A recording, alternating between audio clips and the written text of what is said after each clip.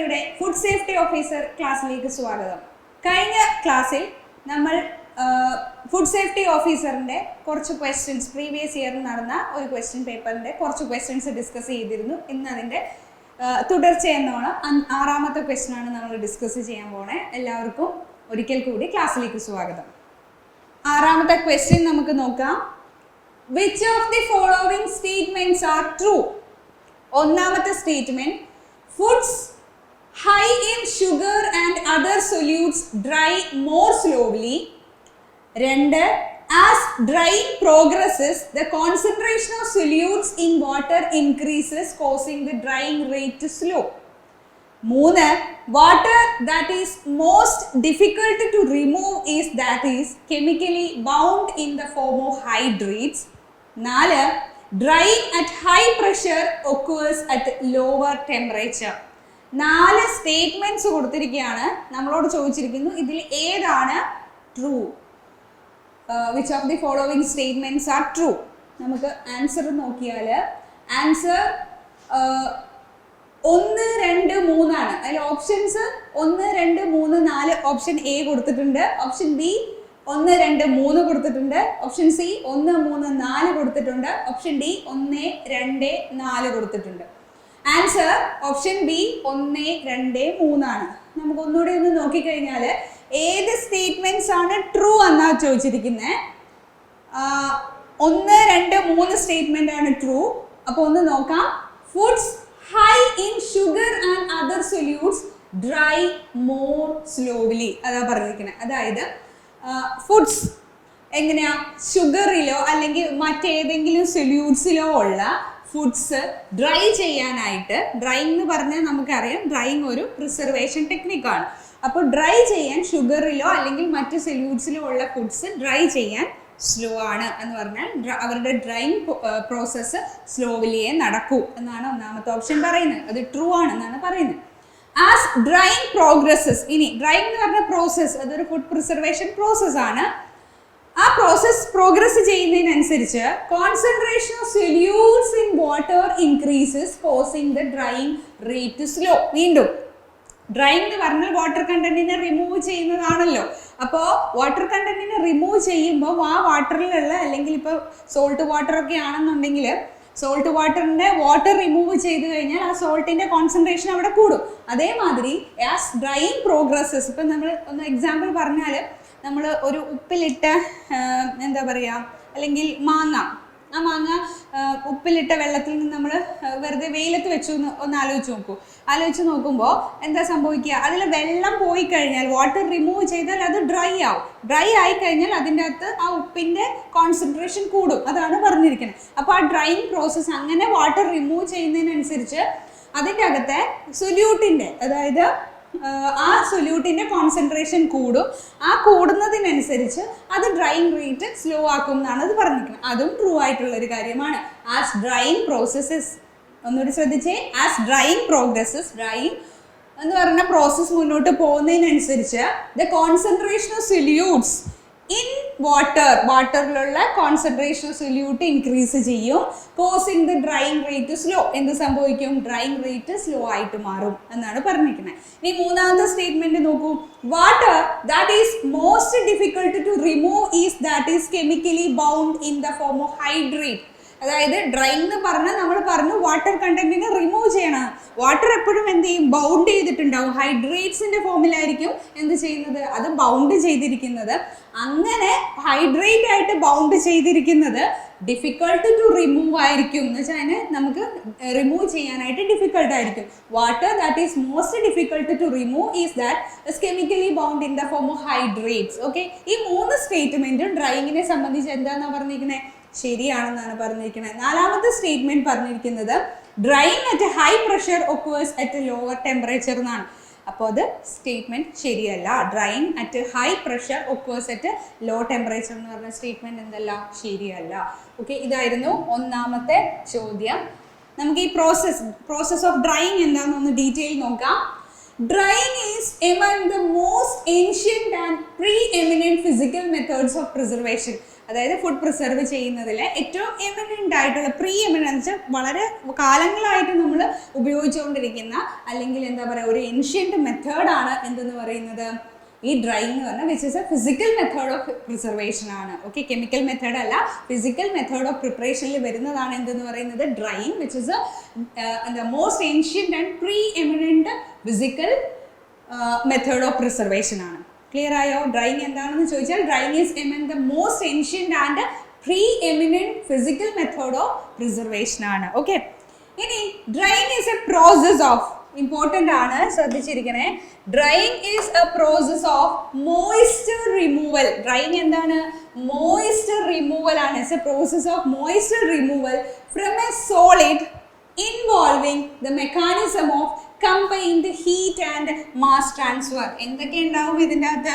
ഒരു ഡ്രൈയിങ് എന്ന് പറഞ്ഞ പ്രോസസ്സ് നടക്കുമ്പോൾ കമ്പൈൻഡ് ഹീറ്റ് ട്രാൻസ്ഫറും അതുപോലെ തന്നെ മാസ് ട്രാൻസ്ഫറും, അതിൻ്റെ മാസിൻ്റെ ട്രാൻസ്ഫറും നടക്കുന്നതുണ്ടായിരിക്കും. അപ്പോൾ ഡ്രൈയിങ് എന്ന് പറഞ്ഞാൽ it's a process of moisture removal ആണ് from a solid involving the mechanism of combined heat and mass transfer. More than 20% of the world perishable food products are dried to increase shelf life or realistic usability and advanced food security. അതായത് perishable ആയിട്ടുള്ള material, perishable materials എന്ന് പറഞ്ഞാൽ പെട്ടെന്ന് കേടായി പോകാവുന്ന, നാശത്തിന് വിധേയമാകുന്ന, നശിച്ചു പോകാവുന്ന ആ ഫുഡ് മെറ്റീരിയൽസിന് more than 20% of food material എങ്ങനെയാണ് സംരക്ഷിച്ച് വെക്കുന്നത് അല്ലെങ്കിൽ പ്രിസർവ് ചെയ്യുന്നത്? അത് ഡ്രൈയിങ് ഉപയോഗിച്ചിട്ടാണ്. ഓക്കെ, അപ്പോൾ ഡ്രൈയിങ് എന്താണെന്ന് മനസ്സിലായി. ഡ്രൈയിങ്ങിൻ്റെ നമ്മൾ കുറച്ച് സ്റ്റേറ്റ്മെൻറ്റും പറഞ്ഞു. ഇനി എന്തിനാണ് ഈ ഡ്രൈയിങ് ചെയ്യുന്നത്? ഓഫ് കോഴ്സ് അത് എന്തിനു വേണ്ടിയിട്ടാണ്? ഫുഡ് പ്രിസർവേഷന് വേണ്ടിയിട്ടുള്ള ഒരു ടെക്നിക്കാണ്, physical method of food preservation ആണ്. നമ്മൾ മുന്നേ പറഞ്ഞ പോലെ തന്നെ ഡ്രൈയിങ് എന്തിനാണ്? Drying is for preservation of food. ഫുഡിൻ്റെ പ്രിസർവേഷന് വേണ്ടിയിട്ട് നടക്കുന്ന ടെക്നിക്കാണ് എന്തെന്ന് പറയുന്നത്? ഡ്രൈയിങ് എന്ന് പറയുന്നത്.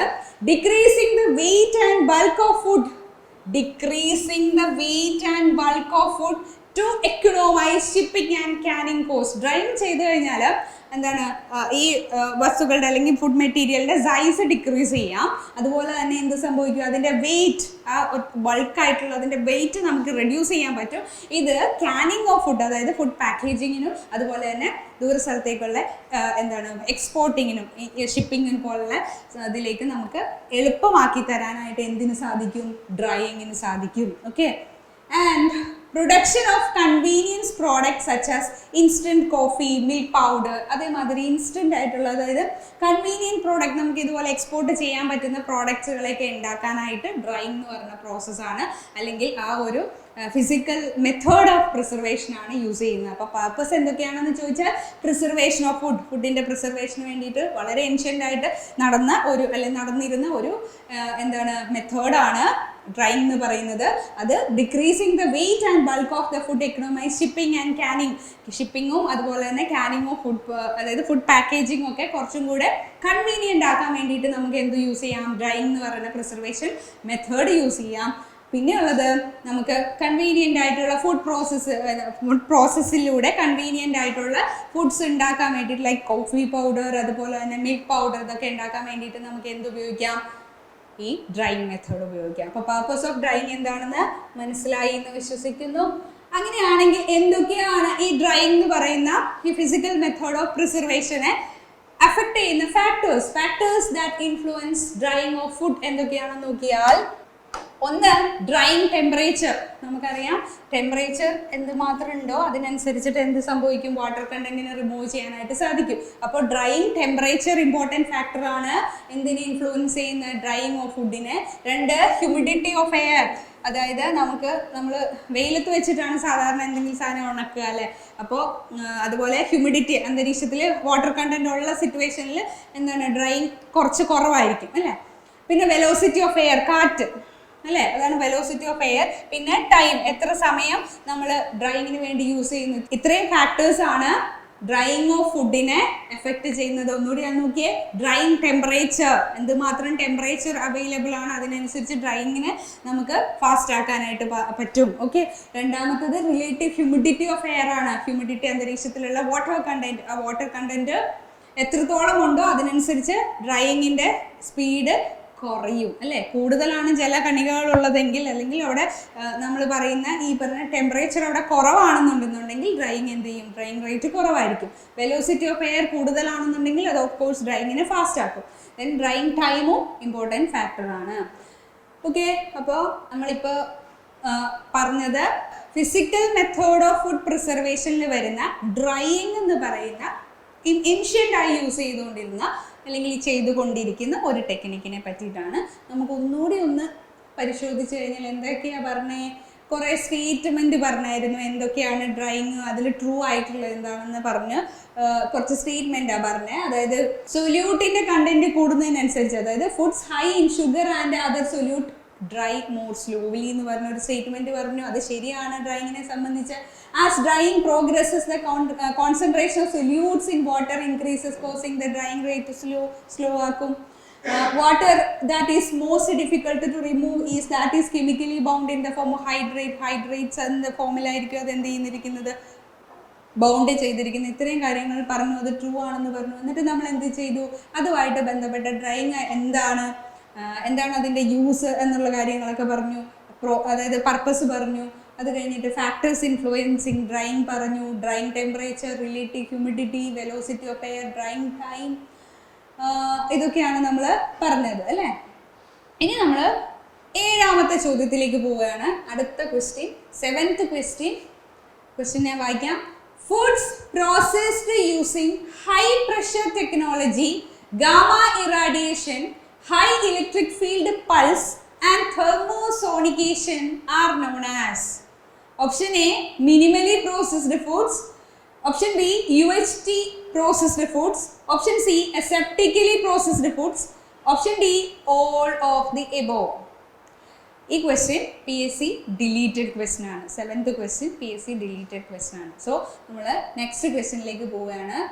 8th question, food items should be subjected to micro frequencies such that the dielectric constant is dash and loss factor is dash. Again, 8th question, food items should be subjected to micro frequencies such that the dielectric constant is dash and the loss factor is dash. Okay, option A, maximum minimum. Option B, maximum. Option C, minimum. Option D, maximum. അപ്പോൾ ഇവിടെ പുതിയ 2-3 term വരുന്ന എന്തൊക്കെയാണ്, micro frequencies. Okay, micro frequency വരുന്നുണ്ട്, dye electric constant വരുന്നുണ്ട്, loss factor വരുന്നുണ്ട്. അപ്പോൾ നമുക്ക് എന്താണ് ഈ ക്വസ്റ്റ്യൻ എന്ന് നമുക്ക് വലിയ ഡീറ്റെയിലിംഗ് ആയിട്ട് നോക്കാം. ഉത്തരം ഇവിടെ വരുന്നത്, ഫുഡ് ഐറ്റംസ് മൈക്രോ ഫ്രീക്വൻസിക്ക് വിധേയമാക്കുന്ന ഫുഡ് ഐറ്റംസിൻ്റെ ഡൈ ഇലക്ട്രിക് കോൺസ്റ്റന്റ് എപ്പോഴും എങ്ങനെയായിരിക്കണം, മിനിമം ആയിരിക്കണം. അതിൻ്റെ ലോസ് ഫാക്ടർ എങ്ങനെയായിരിക്കണം, അതും മിനിമം ആയിരിക്കണം. ഓക്കെ, അങ്ങനെയാണെങ്കിൽ നമുക്ക് ഇതിൻ്റെ ബാക്കി ഡീറ്റെയിൽസിലേക്ക് പോയാൽ, what is dielectric heating നമുക്ക് പരിശോധിക്കാം. എന്താണ് ഈ ഡൈ ഇലക്ട്രിക് ഹീറ്റിംഗ്, അല്ലെങ്കിൽ എന്താണ് ഡൈ ഇലക്ട്രിക് കോൺസ്റ്റന്റ് എന്നൊക്കെ ഉള്ളത് കാര്യങ്ങൾ നോക്കാം. മെത്തേഡ് ഓഫ് ഫുഡ് പ്രിസർവേഷനിൽ വരുന്ന ഒരു ടേമാണ് ഡൈ ഇലക്ട്രിക് ഹീറ്റിംഗ് എന്ന് പറഞ്ഞാൽ, അല്ലെങ്കിൽ ഒരു പ്രോസസ്സാണ് ഡൈ ഇലക്ട്രിക് ഹീറ്റിംഗ് എന്ന് പറയുന്നത്. ഇതിനെയാണ് എന്തെന്ന് വിളിക്കുന്നത്, microwave heating or high frequency heating എന്ന് വിളിക്കുന്നത്. ഓക്കെ, ഡൈ ഇലക്ട്രിക് ഹീറ്റിംഗ് എന്ന് പറയുന്നത് മെത്തേഡ് ഓഫ് ഫുഡ് പ്രിസർവേഷൻ തന്നെയാണ്. ഇതിൻ്റെ അകത്ത് ഇതിനെ also called as microwave heating or high frequency heating എന്നിങ്ങനെ വിളിക്കാറുണ്ട്.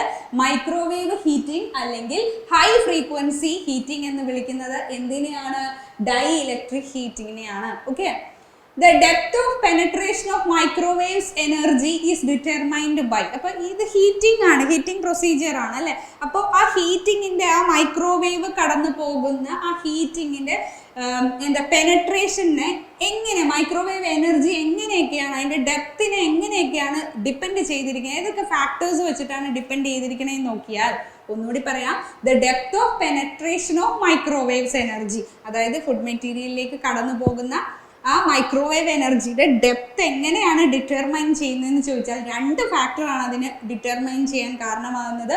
ഒന്ന് ഡൈ ഇലക്ട്രിക് കോൺസ്റ്റൻറ്റും, 2 ലോസ് ഫാക്ടർ ഓഫ് ഫുഡും. എന്താണ്, ഡൈ ഇലക്ട്രിക് കോൺസ്റ്റൻറ്റും 2 ലോസ് ഫാക്ടർ ഓഫ് ഫുഡുമാണ്. അപ്പം നമുക്ക് ഒന്നുകൂടി നോക്കാം എന്തൊക്കെയാണ് ഈ കാര്യങ്ങൾ. In food processing industry, dielectric heating is used for baking of cakes and biscuits in bakeries. അപ്പോൾ ഡൈഇലക്ട്രിക്, അതായത് നമ്മൾ ഡൈഇലക്ട്രിക് മൈക്രോവേവ് ഹീറ്റിംഗ് എന്നൊക്കെ നമ്മൾ പറയില്ലേ, മൈക്രോവേവ് അവനിൽ ചെയ്യുന്ന അതേമാതിരിയുള്ള അത് തന്നെയാണ് ഇവിടെ ഉദ്ദേശിക്കുന്നത്.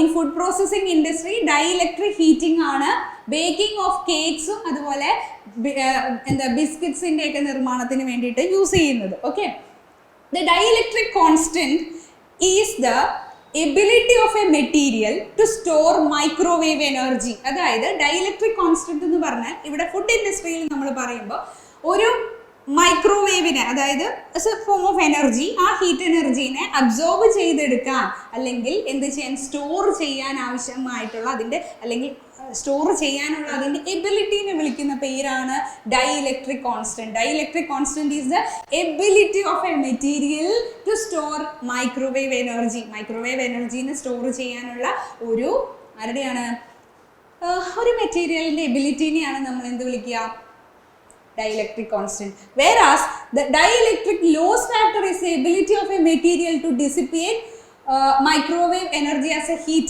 അതായത് രണ്ട് ഫാക്ടറുകളാണ് പ്രധാനമായിട്ടും എന്ത് മൈക്രോവേവിന് ഒരു ഫുഡ് മെറ്റീരിയൽ സ്റ്റോർ ചെയ്യുന്നതിന് ഡിപ്പെൻഡ് ചെയ്തിരിക്കുന്നത്. അതിൽ ഒന്ന് നമ്മൾ മുന്നേ പറഞ്ഞ ഡൈഇലക്ട്രിക് കോൺസ്റ്റന്റ് ആണ്, ഡൈഇലക്ട്രിക് കോൺസ്റ്റന്റ്. രണ്ടാമത്തെ എന്തെന്നാണ് നമ്മൾ പറഞ്ഞത്, ഈ ഡൈഇലക്ട്രിക് ലോസ് ഫാക്ടർ. അത് ലോസ് ഫാക്ടർ എന്ന് പറഞ്ഞത് ഡൈഇലക്ട്രിക് കോൺസ്റ്റന്റ് എന്ന് പറഞ്ഞത് ഒരു മെറ്റീരിയലിന്റെ എബിലിറ്റി ആണ്. എന്തിനുള്ളത്, material, the ability of a material to store microwave energy.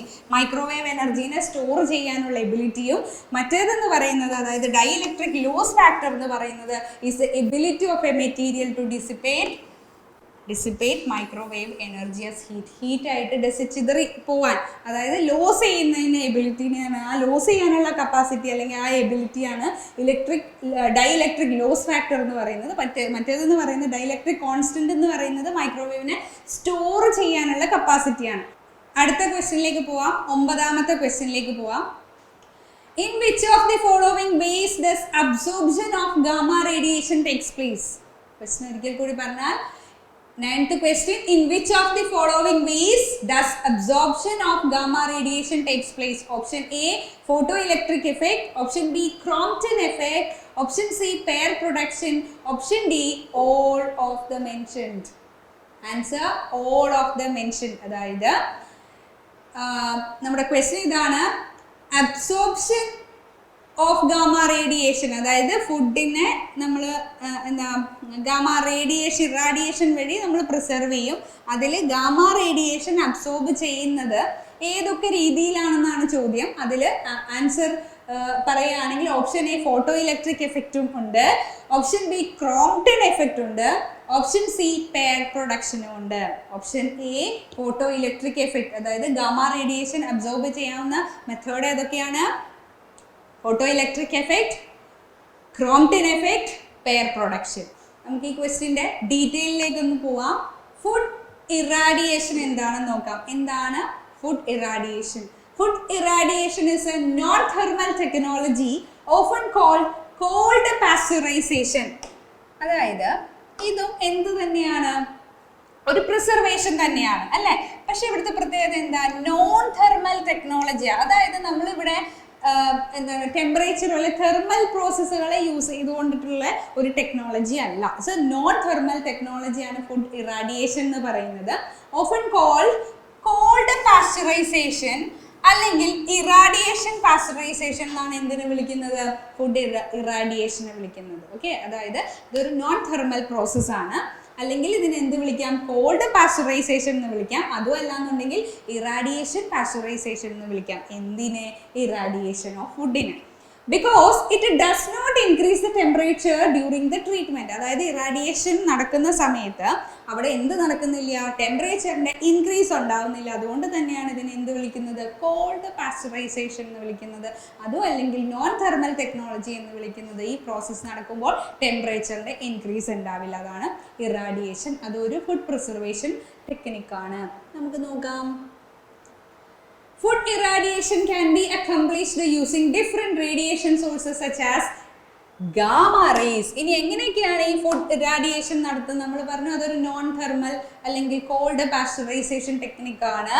ഇത് നടത്തപ്പെടുന്നത് ഏതൊക്കെ യൂസ് ചെയ്ത, ഡിഫറെൻറ്റ് റേഡിയേഷൻ സോഴ്സസ് യൂസ് ചെയ്തുകൊണ്ടാണ്. ഏതൊക്കെ റേഡിയേഷനാ?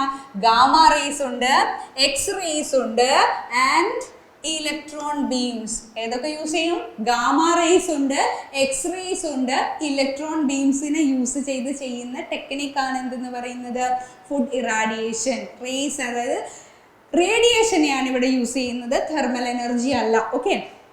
The ionizing radiation destroys dangerous contaminants in food such as bacteria, viruses, fungi and insects. എന്താ ചെയ്യുന്ന ഈ ഗാമ റേസ് അല്ലെങ്കിൽ X rays അല്ലെങ്കിൽ ഇലക്ട്രോൺ ബീംസ് എന്താ ചെയ്യുക? ഇവര് ഡെസ്ട്രോയ് ഡേഞ്ചറസ് കണ്ടാമിനേറ്റ്സ് ഇൻ ഫുഡിനെ പ്രിസർവ് ചെയ്യാന്നുള്ളതാണല്ലോ. ആരിൽ നിന്ന്? ഡേഞ്ചറസ് ആയിട്ടുള്ള മൈക്രോ ഓർഗാനിസത്തിൽ നിന്ന് ഫുഡിനെ പ്രിസർവ് ചെയ്യാണ് നമ്മൾ ഫുഡ് പ്രിസർവേഷൻ കൊണ്ട് അർത്ഥമാക്കുന്നത്. ഇവിടെ ചെയ്യുന്നത് ഈ ഗാമ റേസ് അല്ലെങ്കിൽ എക്സ് റേസ് അല്ലെങ്കിൽ ഇലക്ട്രോൺ ബീംസ് എന്ത് ചെയ്യും? Destroy dangerous contaminates in food such as bacteria, viruses, fungi and insects. ഫുഡിനെ ആക്രമിക്കുന്ന ഇത്തരത്തിലുള്ള സൂക്ഷ്മജീവികളെ അല്ലെങ്കിൽ പുറത്തുനിന്നുള്ള കണ്ടാമിനൻസിനെ ഡെസ്ട്രോയ് ചെയ്യുക എന്നുള്ളതാണ് എന്ത് ചെയ്യുന്നത്? നമ്മൾ ഈ ഫുഡ് ഇറാഡിക്കേഷനിലൂടെ ഉദ്ദേശിക്കുന്നത്. ഓക്കെ. ഇനി നമ്മളിതിൽ കുറച്ച് ടേംസ് പറഞ്ഞു അല്ലെ. ഗാമ റേസ് ഏതൊക്കെ രീതിയിലാണ് അബ്സോർബ് ചെയ്യുക എന്നുള്ളതായിരുന്നു ചോദ്യം. അതിൽ ഒന്നാമത്തെ ഏതായിരുന്നു? ഫോട്ടോ ഇലക്ട്രിക് അബ്സോർപ്ഷൻ ആണ്. എന്താണ്? നമുക്ക് ഫോട്ടോ ഇലക്ട്രിക് അബ്സോർപ്ഷൻ നോക്കാം. In this process, the incident gamma ray photon interact with an atom of the absorbing material. The gamma ray can then eject an electron away from the atom. അതായത് നമുക്ക് destroy ചെയ്യാം, ഓർഗാനിസത്തിനെ destroy ചെയ്യുക എന്നുള്ളതാണ് നമ്മുടെ എന്ത് ലക്ഷ്യം എന്ന് പറഞ്ഞാൽ. അല്ലെങ്കിൽ ഏതാണോ അവിടെയുള്ള ആ ഒരു കണ്ടാമിനൻറ്റ്, ആ കണ്ടാമിനൻറ്റിനെ ഡിസ്ട്രോയ് ചെയ്യുക എന്നുള്ളതാണ്. അപ്പോൾ ഇവിടെ സംഭവിക്കുന്നത് ഫോട്ടോ ഇലക്ട്രിക് അബ്സോർപ്ഷനിൽ നടക്കുന്നത് ആ കണ്ടാമിനൻറ്റിലേക്ക് എന്ത് സംഭവിക്കും? ഗാമ റേ ഇൻസിഡൻറ്റ് ചെയ്യും. കണ്ടാമിനൻറ്റിലേക്ക് എന്ത് സംഭവിക്കും? ഗാമ റേ ഇൻസിഡൻറ്റ് ചെയ്യും. ഓക്കെ. റേ ഫോട്ടോ, ആ ഇൻസിഡൻറ്റ് ചെയ്യുന്ന gamma ray act as a photon എന്താ ലൈറ്റ് എനർജി എന്ന് നമുക്ക് വിളിക്കാം അല്ലേ. എനർജിയാണ്, എനർജി ഫോമിനെയാണ് നമ്മൾ ഫോട്ടോൺ എന്ന് വിളിക്കുന്നത്. അപ്പോൾ ഗാമ റേ ഫോട്ടോൺ ആയിട്ട് എന്ത് ചെയ്യും? ഇത് ആ മെറ്റീരിയലിലേക്ക്, ആ ഫുഡ് കണ്ടാമിനൻറ്റിലേക്ക് പതിക്കും. ഓക്കെ. എന്നിട്ട് അത് interact with the atom of the absorbing material. എവിടേക്കാണോ അത് പതിക്കുന്നത് അവിടുത്തെ ആറ്റമായിട്ടായിരിക്കും എന്ത് ചെയ്യുന്നത്? ഈ ഇൻസിഡന്റ് ചെയ്യുന്ന ഗാമ റേ ഫോട്ടോൺ ഇന്ററാക്ട് ചെയ്യുന്നത്. അങ്ങനെ ഇന്ററാക്ട് ചെയ്യുമ്പോൾ ഈ ഗാമ റേ എന്ത് ചെയ്യും? Eject an electron away from the atom. ആ ആറ്റത്തിൽ നിന്ന് ഒരു ഇലക്ട്രോണിനെ എന്ത് ചെയ്യും? റിമൂവ് ചെയ്യും. അപ്പോൾ നമുക്കറിയാം ഇലക്ട്രോൺസിനെ റിമൂവ് ചെയ്ത് കഴിഞ്ഞാൽ അവിടെ ഒരു ഗ്യാപ്പ് ഉണ്ടാവും. ഗ്യാപ്പ് ഉണ്ടാവുന്നതിനനുസരിച്ച് അവിടെ നടക്കുന്ന പ്രോസസ്സുകൾക്ക് എന്ത് ചെയ്യും? അതിൻ്റെ കണ്ടിന്യൂവേഷൻ എന്താണോ അവിടെ നടക്കാൻ ഉദ്ദേശിച്ചിരുന്നത് അത് ചിലപ്പോൾ സെല്ലാവാം. ആ സെല്ലിൻ്റെ സ്ട്രക്ചറിന് ബ്രേക്കേജ് ഉണ്ടാവാം. അങ്ങനെ ആ ഒരു എന്താണ് കണ്ടാമിനേറ്റിനെ നശിപ്പിക്കുക അല്ലെങ്കിൽ ഇല്ലായ്മ ചെയ്യുക എന്നുള്ളതാണ് എന്തുകൊണ്ട് ഉദ്ദേശിക്കുന്നത്? ഫോട്ടോ ഇലക്ട്രിക് അബ്സോർപ്ഷൻ കൊണ്ട് ഉദ്ദേശിക്കുന്നത്. അപ്പം ഗാമ റേ എന്തായിട്ട് പതിക്കും? ഒരു ഫോട്ടോൺ ആയിട്ട് പതിക്കും. ആ ഫോട്ടോൺ എന്ന് പറയുന്നത് എന്ത് ചെയ്യും? അവിടെ ഉള്ള ആ മെറ്റീരിയലുള്ള ആറ്റമായിട്ട് ഇൻട്രാക്ട് ചെയ്യും. ആ ആറ്റത്തിൽ നിന്ന് ഒരു ഇലക്ട്രോണിനെ എന്ത് ചെയ്യും? ഇജക്ട് ചെയ്യും. എന്നിട്ട് എൻ്റയർ സ്ട്രക്ചറിനെ അത് എന്ത് ചെയ്യും? രൂപമാറ്റം വരുത്തും. ഓക്കെ. അങ്ങനെ അതിനെ നശിപ്പിക്കുകയാണ് ചെയ്യുന്നത്. അപ്പോൾ gamma ray photoelectric absorption ആയിട്ടും എന്ത് ചെയ്യാം? പതിക്കാം. ഓക്കെ. അപ്പോൾ ഗാമ റേ എങ്ങനെയാണ് അബ്സോർബ് ചെയ്യാൻ പറ്റുന്ന ഒരു മെത്തേഡ് എന്താണ്? ഫോട്ടോ ഇലക്ട്രിക് അബ്സോർപ്ഷൻ ആയിട്ട് അത് അബ്സോർബ് ചെയ്യാനായിട്ട് സാധിക്കും. ഓക്കെ. രണ്ടാമത്തെ പറഞ്ഞ എന്താ? ക്രോംപ്ടൺ എഫക്റ്റ് ആണ്. ക്രോംപ്ടൺ എഫക്റ്റ് നോക്കിക്കേ. Food irradiation is a form of non thermal processing where energy is applied in the form of electromagnetic waves or sufficient energy ഉള്ള ഇലക്ട്രോമാഗ്നറ്റിക് വേവ്സ് ആയിട്ടായിരിക്കും നമ്മൾ മുന്നേ പറഞ്ഞ പോലെ ഇറാഡിയേഷൻ ഓഫ് ഫുഡ് ചെയ്യുക. അപ്പോൾ ഇവിടെ ക്രോംപ്ടൺ എഫക്റ്റിൽ എന്താ ചെയ്യണേന്ന് നോക്കുക.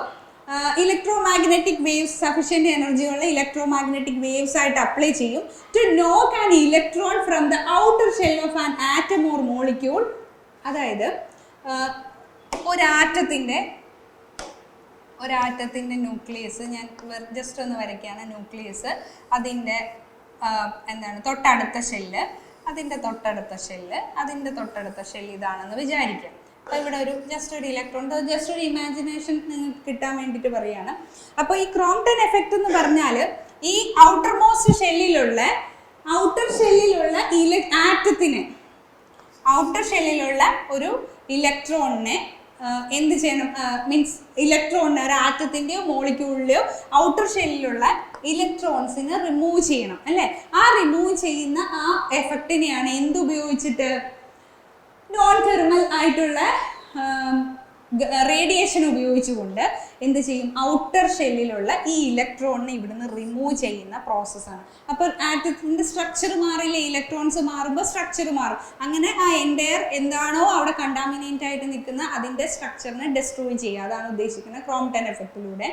This can be achieved by applying gamma rays. അപ്പോൾ ഗാമ റേസ് ഉപയോഗിച്ച് നമുക്ക് ഗാമ റേസിൻ്റെ അബ്സോർപ്ഷൻ നടക്കുന്ന ഫോട്ടോ ഇലക്ട്രിക് എഫക്റ്റ് ആയിട്ട് നടക്കും. പിന്നെ ഉള്ളത് ക്രോംപ്ടൺ എഫക്റ്റ് ആയിട്ട് ഔട്ടർ മോസ്റ്റ് ഷെല്ലിലുള്ള ഇലക്ട്രോൺ, അതായത് ന്യൂക്ലിയസുമായിട്ട് ലെസ് ബൗണ്ട് ആയിട്ടിരിക്കുന്ന ഔട്ടർ മോസ്റ്റ് ഷെല്ലിലുള്ള ഇലക്ട്രോണിലേക്ക് ഗാമ റേസ് വന്ന് വീഴുകയും അതിൻ്റെ ഫലമായിട്ട് എന്ത് സംഭവിക്കുക, അവിടുന്ന് ഇലക്ട്രോൺസ് റിമൂവ് ചെയ്ത് ഇജക്റ്റ് ആയി പോവുകയും ചെയ്യുന്ന ആ പ്രോസസ്സാണ് ഇവിടെ എന്തുകൊണ്ട് ഉദ്ദേശിക്കുന്നത്, ക്രോംപ്ടൺ എഫക്റ്റ് കൊണ്ട് ഉദ്ദേശിക്കുന്നത്. ലാസ്റ്റത്തത് പെയർ പ്രൊഡക്ഷൻ ആണ്. പെയർ പ്രൊഡക്ഷൻ എന്ന് പറഞ്ഞാൽ it is a process in which electron and positron, ഒരു പെയർ ആണ് ഇവിടെ ഉണ്ടാകുന്നത്. പെയർ പ്രൊഡക്ഷൻ എന്ന് പറയുന്നത് ഇലക്ട്രോൺ ആൻഡ് പോസിട്രോൺ ഉണ്ടാവും.